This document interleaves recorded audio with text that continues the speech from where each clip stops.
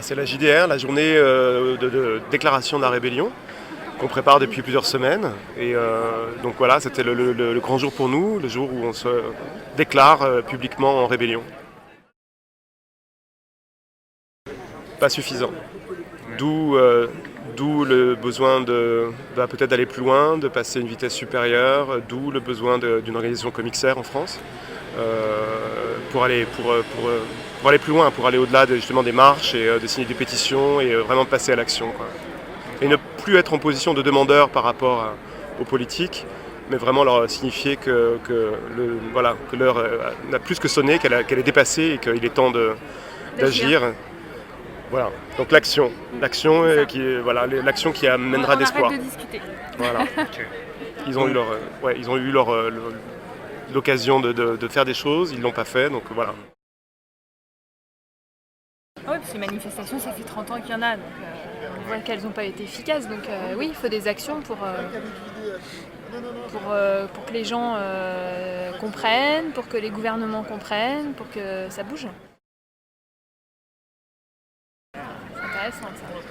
Je crois que la définition de la violence, c'est quelque chose qui reste vraiment très très personnel et sur lequel XR, je crois pas qu'on ait de problème avec ça, dans la mesure où on est tout à fait conscient que ça reste quelque chose de vraiment, encore une fois, personnel. Donc en tant que mouvement XR, nous on est non violent par rapport aux personnes. Donc là-dessus, il n'y a aucun doute sur le fait que jamais on fera des actions violentes envers des individus et aux vivants en général.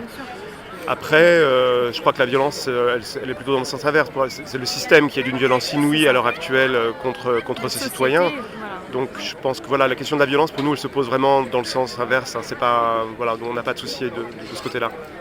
On sait que c'est le système qui est violent. D'un point de vue stratégique, elle n'est pas efficace en fait. Elle n'est pas efficace, c'est prouvé. Donc on ne va pas s'engager dans une voie qui ne l'est pas.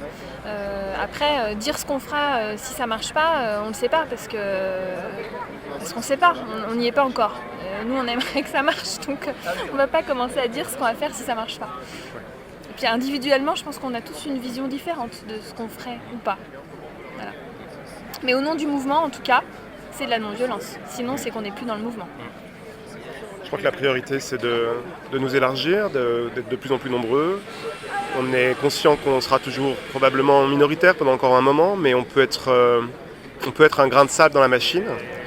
Et pour être ce grain de sable, il faut quand même être déjà relativement plus nombreux qu'on l'est aujourd'hui, on en est conscient.